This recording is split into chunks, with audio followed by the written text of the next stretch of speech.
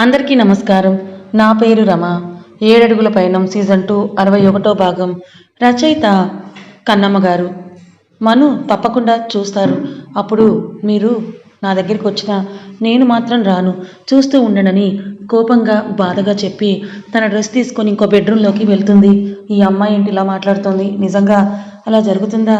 నేను ఆ అమ్మాయికి దగ్గరగా వెళ్తే తను నాకు దూరంగా ఉంటుందా?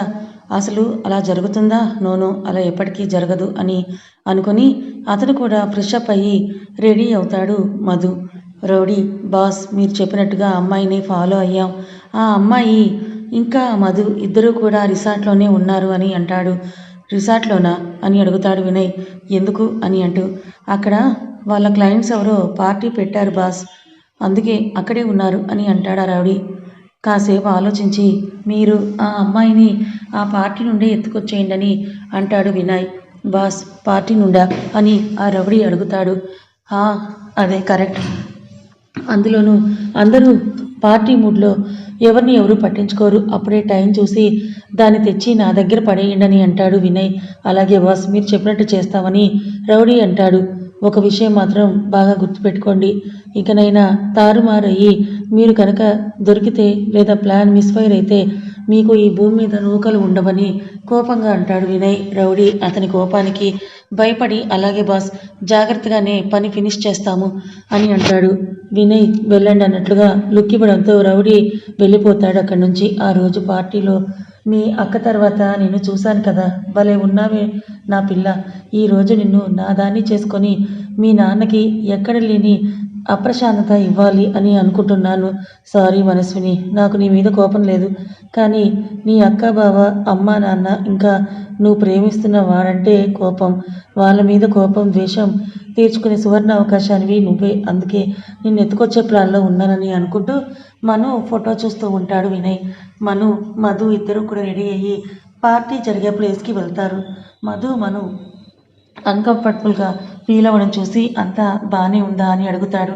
మను అని మెల్లిగా అంటుంది. మధు అలాగే అని తనతో ముందుకు అడుగులు వేస్తాడు. మను సైలెంట్గా అతని వెంట నడుస్తుంది. మధు తను సైలెంట్గా ఉండడం వల్ల ఏదో తేడాగా అనిపించి మళ్ళీ మను వైపే చూస్తూ ఉంటాడు. ఓకేనా నిజంగా నీకు అని అడుగుతాడు మధు. మను అతని కళ్ళలోకి చూస్తూ లేదన్నట్టు తలుపుతుంది. ఏమైందని అడుగుతాడు మధు. శారీ ప్లీట్స్ ఉండడం వల్ల కుదరడం లేదు, జాకెట్ ఏమో స్లీవ్లెస్ ఉందని మెల్లిగా అంటుంది. మధుకి అప్పుడు తను ఎందుకు అన్కంఫర్టబుల్గా ఫీల్ అవుతుందో అర్థమవుతుంది. అది రూమ్లో ఉన్నప్పుడే చెప్పొచ్చు కదా అని కొంచెం సీరియస్గానే అంటాడు ఆమెతో. ఇప్పుడు మీరెందుకు నా మీద కోపం చూపిస్తున్నారు?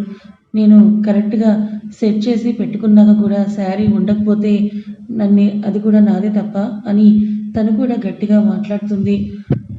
మధు గట్టిగా అరవడానికి మాత్రం నోరు వస్తుంది, కానీ ఈ విషయం చెప్పడానికి మాత్రం నోరు రాదు కదా నీకు అని అంటాడు.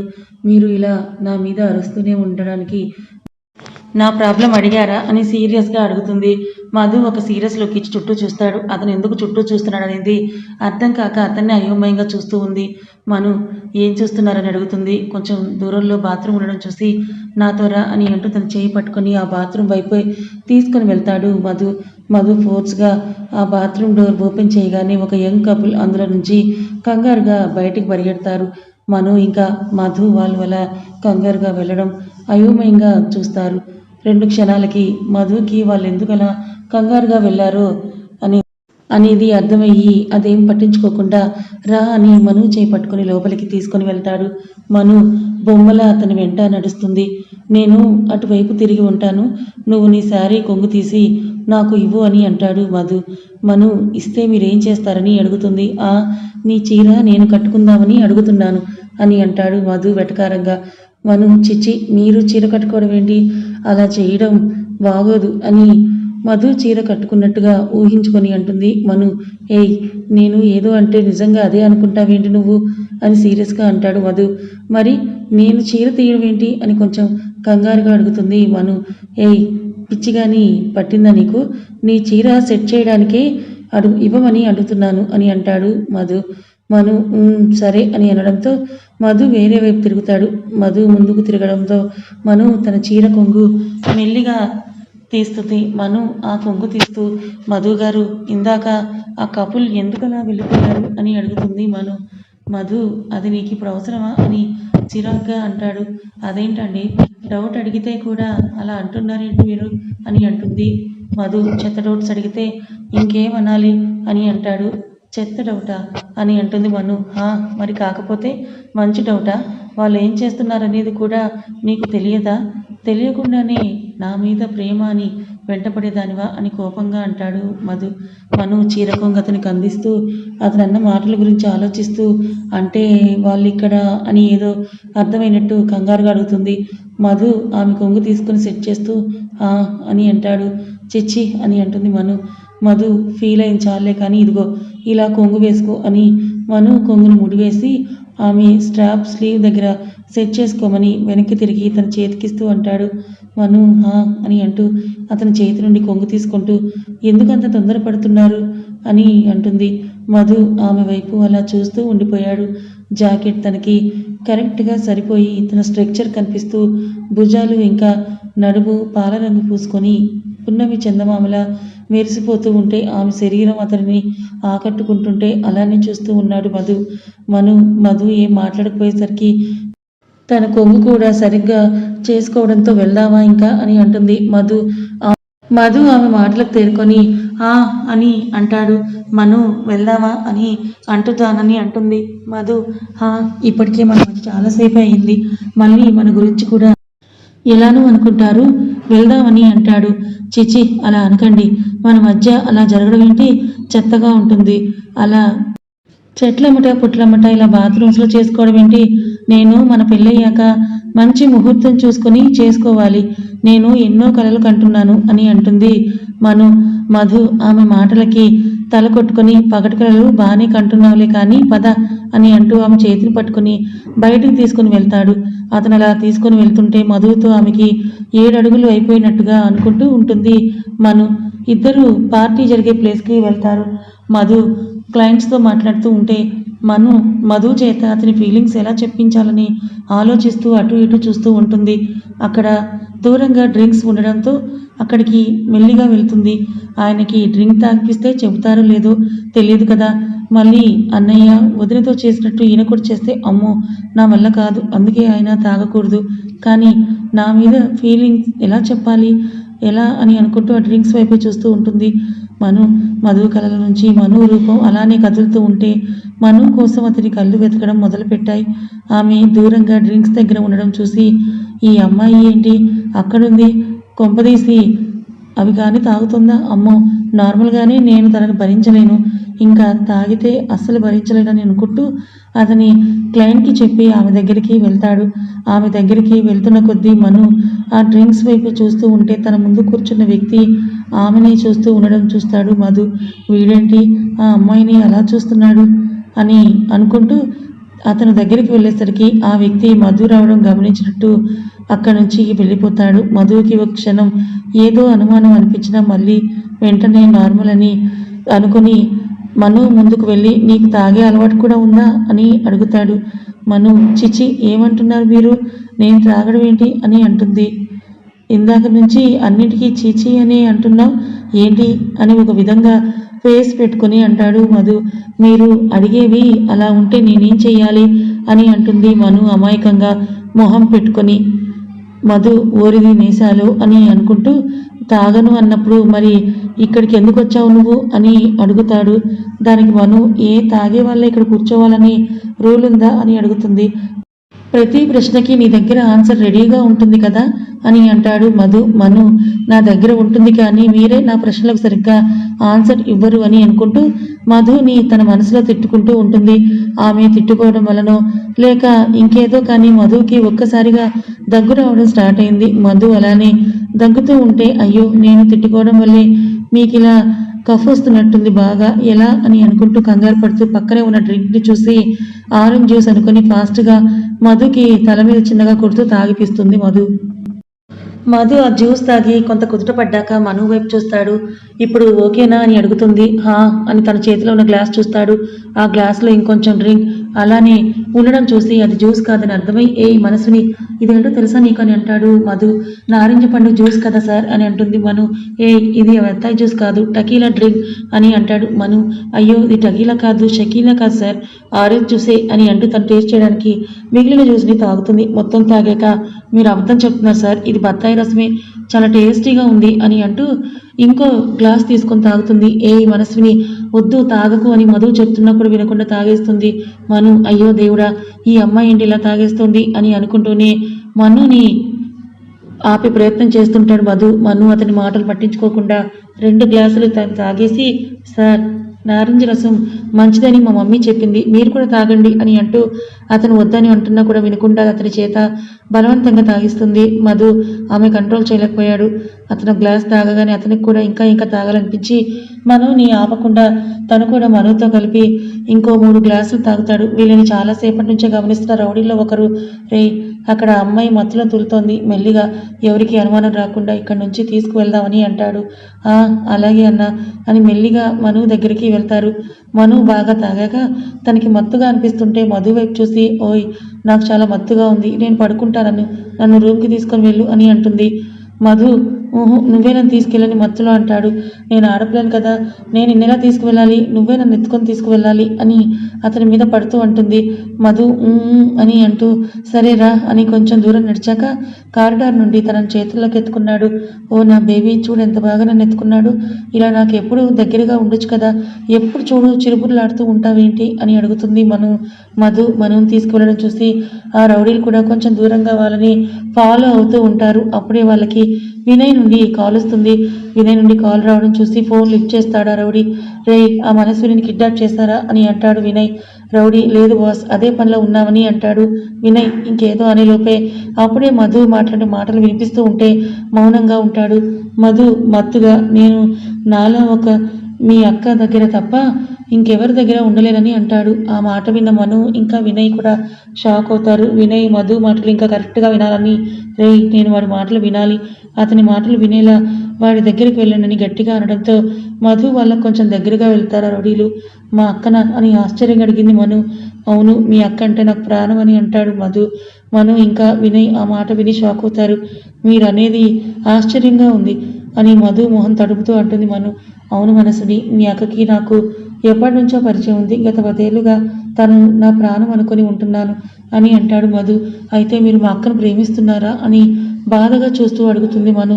లేదు, తను నాకు అమ్మ మనస్విని అని అంటాడు. అమ్మనా అని అడుగుతుంది మను. అని అంటాడు మధు. మీకు మా అక్క ఎలా పరిచయం అని అడుగుతుంది మను. వినయ్ కూడా దివికి అతనికి ఉన్న సంబంధం ఏంటో తెలుసుకోవాలని అతను కూడా శ్రద్ధగా వింటాడు. కానీ మధు అప్పటికే మనుని తీసుకొని రూమ్లోకి వెళ్ళడంతో అతను వినలేకపోతాడు. రే ఏమైందిరా, ఎందుకు వాళ్ళ వాయిస్ వినిపించడం మానేసింది అని అడుగుతాడు వినయ్. బాస్ వాళ్ళు రూమ్లోకి వెళ్ళారు, అందుకే ఏమీ వినిపించడం లేదు అని అంటాడు. వినయ్కి ఆ మాట వల్ల ఫ్రస్ట్రేషన్ వచ్చి, రే మీరేం చేస్తారో నాకు తెలియదు, మధు గాడికి ఆ దివికి ఉన్న సంబంధం ఏంటో తెలుసుకోండి, ఆ విషయం నాకు మార్నింగ్లోకి తెలియాలని కోపంగా అంటాడు. రౌడీ అలాగే బాస్ అని అంటాడు. మధు రూమ్ రావడంతో మత్తుగా మనుని బెడ్ మీద దింపి, 10 ఏళ్ల క్రితం మీ అక్క ఒక క్యాంప్ కోసమని వైజాగ్ వచ్చింది కదా, అప్పుడు నాకు మొదటిసారి కలిసింది.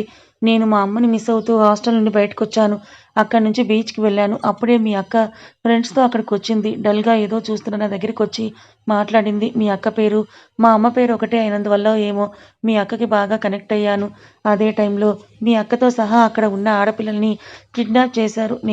నేను మీ అక్కతో ఉండడం వల్ల నేను కూడా వాళ్ళలో కలిసిపోయాను. మీ అక్క నేను కలిసే అక్కడ ఉన్న వాళ్ళని సేవ్ చేశాం. దాదాపు 50 మంది ఆడవాళ్ళని కాపాడడం జరిగింది. మాకు అప్పటి వరకు కూడా తెలియని కొత్త కోణం మా ఇద్దరిలో మేము చూసుకున్నాం. అప్పుడే అనుకున్నాం మా వల్ల అందరికీ హెల్ప్ కావాలని. ఆ క్షణం అలా నిశ్చయించుకొని ఎవరెవరు అమ్మాయిలు బలవంతంగా ఎన్నో అత్యాచారాలకు గురయ్యారో ఆ అమ్మాయిలందరికీ తోడుగా ఉంటూ వచ్చాం, ఇక మీదట కూడా ఉంటాం కూడా అని మెల్లిగా మను ఫేస్లోకి మత్తుగా చూస్తూ అంటాడు. మను అదంతా విని మధు మీద ఇంకా అభిమానం ప్రేమ పెరిగిపోయి, నిజంగా ఎన్ని రోజులు మీ మీద ఉన్న ప్రేమ ఇంకాస్త పెరిగిపోయిందని అంటూ అతన్ని దగ్గరికి లాక్కొని మొహం మొత్తం ముద్దులు పెడుతుంటుంది మను. మీరెంత గ్రేట్, ఎంతమందికి లైఫ్ ఇచ్చుంటారో కదా అని అంటూ మధు కళ్ళల్లోకి మత్తుగా చూస్తూ అంటుంది. మధుకి అప్పటికే పూర్తిగా మత్తు ఎక్కడంతో అని అంటాడు. అంతమందికి లైఫ్ ఇచ్చారు కానీ నా ప్రేమ ఎందుకు పట్టించుకోవడం లేదని ముద్దుగా చూస్తూ మధుని బెడ్ మీద లాగేసి తను కూడా వెనక్కి వాలిపోయి అడుగుతుంది మను. మధు మత్తుగా నవ్వుతూ, నువ్వంటే నాకు ఇష్టమే మనస్విని, కానీ నువ్వు నా వల్ల సఫర్ అవుతావు. నేను నీకు సెట్ కాను, అందుకే ఒప్పుకోవడం లేదని ఆమె ఫేస్లోకి చూస్తూ అంటాడు. నిజంగా నేనంటే ఇష్టమా అని మత్తుగా అడుగుతుంది మను. మధు హా అని అంటూ ఆశగా చూస్తూ అంటాడు. అయితే మనం కూడా పెళ్లి చేసుకుందాం. మీరు తప్ప నాకు ఇంకెవరు వద్దు అని గట్టిగా గుండెలకి హత్తుకుంటూ మధుకి ఒళ్ళంతా ఏదేదో అయిపోతుంది. అతను మెల్లిగా చేయిని ఆమె నడుము మీద పామడం మొదలుపెట్టాడు. అతను అదంతా మత్తులో చేస్తున్నట్టు అతని మైండ్ కంట్రోల్ తప్పుకున్నట్లు అతనికి అర్థమైంది. కానీ మైండ్ మాట వినక తప్పలేదు. ఎదురుగా అందాలు ఒలికించే తనని ఎంతో ఇష్టపడుతున్న అమ్మాయి ఉంది. ఆమె మీద ఉన్న ఇష్టాన్ని తెలుసుకోలేని స్థితిలో అతనున్నాడు. ఆమె స్లీవ్లెస్ జాకెట్ వేసుకోవడం వల్ల ఆమె శరీరం అతనికి తాకుతుంటే మెల్లిగా అతను అదరాలు ఆమె గుండెల మీదుగా కొంగు మీదుగానే తడమసాగాడు మధు. మను అతని అదరాల స్పర్శకి గిలిగింతలుగా అనిపించి కిలకిల నవ్వుతూ ఉంటే, ఏ ఎందుకు నవ్వుతున్నావు అని అంటూ తను కొద్దిగా లేచి ఆమె వైపు చూశాడు మధు. మీకు బొత్తిగా ఎలా ముద్దు పెట్టాలో కూడా తెలియడం లేదు కదా, అందుకే నవ్వొస్తోంది. ఇదిగో ఇది తీసేయాలని అంటూ తన కొంగును తీసేసింది మను. మధుకి ఆమె అర్ధనగ్నంగా కనిపిస్తుంటే ఇంకా ఇంకా మత్తు ఎక్కువవుతోంది. మను మధుని చూస్తూ ఇప్పుడు ముద్దు పెట్టుకోవాలని కిలకిల నవ్వుతూ అంటుంది. మధు అని నవ్వుతూ తనని చూస్తాడు. మధు ఆమెని గుండెల మీద అతని అదర సంతకం చేస్తాడు. మను అని చిన్నగా మత్తుగా అంటూ అతని తలని తన గుండెలకి అదుముకుంది. మధు ముద్దుల తాకిడి తాళలేక మను ఉక్కిరి బిక్కిరి అవుతూ ఉంటుంది. మధు ఆమె వస్త్రాలను మెల్లిగా దూరం చేస్తూ అతను తనకి దగ్గరవుతూ ఉంటాడు. మనుకి అణువణువు అతని పెదాలు తాకుతుంటే మధుని గట్టిగా హత్తుకుంటూ ఉంటుంది. నీ ప్రేమకి నేనెక్కడ దాసోహం అవుతానా అని నిన్ను దూరం పెడుతూ వచ్చాను, కానీ ఈరోజు నిన్ను దూరం చేయడానికి అవతలేదు అని ఆమె మొహంలోకి చూస్తూ అంటాడు. మను నవ్వుతూ, ఇప్పుడు మొత్తం నీతోనే ఉన్నా కదా అని ఆమె పెదాలతో అతని పెదాలు ముడివేసి అతని షర్ట్ తీసేస్తుంది. ఆమె కూడా అతనికి సహకరించడంతో ఆమె పెదాలను వదలకుండా ఆమె అణువణువు తడుముతూ ఉంటాడు మధు. అతని చేతులు ఎక్కడెక్కడో తడుముతుంటే అతనిని గోర్లతో రక్కుతూ ఉంటుంది మను. మధు పూర్తిగా మైకంలో మునిగిపోవడంతో ఆమెకి చిన్న చిన్న గాయాలు చేస్తూ ఆమెని తనలో కలుపుకుంటాడు. అలా వాళ్ళ కలయిక జరుగుతుంటే మధు తాకిడి తన వల్ల కాక అతనిని తోస్తుంటే తనని గట్టిగా పట్టుకొని మెల్లిగా తనని అనునయించాడు. ఆమె కళ్ళలో నుండి నీళ్లు జారుతుంటే తన కన్నీళ్లు తుడుస్తూ తనని అతనిలో ఏకం చేసుకున్నాడు మధు. ఇద్దరూ వాళ్ళ ప్రేమ మైకంలో మునిగి తేలుతూ ఇద్దరూ ప్రేమగా మత్తులో ఒకటయ్యారు. ఇద్దరూ కలిసి ప్రణయకేలి సాగించి అలసి సొలసి పక్కకి చేరారు. నగ్నంగా ఒకరినొకరు హత్తుకున్నారు. ఇద్దరు కాసేపు కళ్ళు మూసుకున్నాక మధు గారు అని మెల్లిగా పిలుస్తుంది మను. అని అంటాడు మధు. నాకు చాలా నొప్పిగా ఉందని ఏడుపు మొహంతో అంటుంది. మధుకి బాధగా అనిపించి, చాలా నొప్పిగా ఉందా అని అడుగుతాడు. మను హా అని అంటుంది. రా మనం హాస్పిటల్కి వెళ్దామా, డాక్టర్ని పిలవనా అని మెల్లిగా అడుగుతాడు. మను అంత మత్తులో కూడా సిగ్గుపడుతూ, చీచి బట్టలు లేకుండా ఎలా వెళ్తావని ముద్దుగా అడుగుతుంది. వేసుకో వెళ్దామని అంటాడు. నువ్వే తీసేసావు కదా, నువ్వే వేయని ముద్దుగా అంటుంది. ఆమె అంత ముద్దుగా అడిగేసరికి మధు అని ఎక్కడో పడిన తన చీర తీసి మెల్లిగా తనకి కడతాడు. మనుకి చీర కట్టాక లేవబోయి నొప్పి వల్ల అమ్మా అని అంటూ పడిపోయింది. మనుకి కష్టంగా అనిపించడం వల్ల నువ్వు ఇక్కడే ఉండి నేనే డాక్టర్ని పిలుస్తానని అంటాడు. మధు అని అంటుంది మను. మధు మెల్లిగా లేచి డాక్టర్ని పిలవడానికి బయటికి వెళ్తాడు. అతను అలా వెళ్ళడంతో మను అలసటగా అనిపించడంతో అలాగే పడుకుంటుంది. మధు నడుస్తూ నడుస్తూ అతనికి ఉన్న మత్తు ఇంకా అలసట వల్ల అతని వల్ల కాలేక అక్కడే పక్కన ఉన్న చైర్లో కూర్చుండిపోతాడు. ఉదయం వరకు ఇద్దరిలో ఎవరికి మాట కూడా మెలకువ రాదు. ముందుగా లేచిన మధుకి అతను ఎక్కడున్నాడో ఏం అర్థం కాలేదు. తల పట్టేసినట్టుంది. రాత్రి మను అతనికి జ్యూస్ తాగించిన వరకే గుర్తుంది. ఆ తర్వాత ఏం జరిగిందో అతనికి ఏమీ గుర్తు రావడం లేదు. సడన్గా మను గుర్తుకొచ్చింది. ఒకసారిగా లేచి, ఈ అమ్మాయి ఎక్కడుంది, నేను ఎక్కడున్నాను మరి అని తను అనుకుంటూ అంత తలనొప్పిలో కూడా తన గురించి ఆలోచిస్తూ రూమ్ వైపు వెళ్తాడు.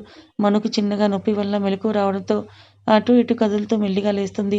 తన ఒళ్ళంతా నొప్పులుగా అలసటగా అనిపిస్తుంటే ఏమైందో తెలియక ఎక్కడుందో అర్థం కాక మెల్లిగా చుట్టూ చూస్తుంది. తను రూమ్లో ఉండడంతో తను రాత్రి అక్కడికి ఎలా వచ్చిందో గుర్తురాక మధు కోసం చూసింది.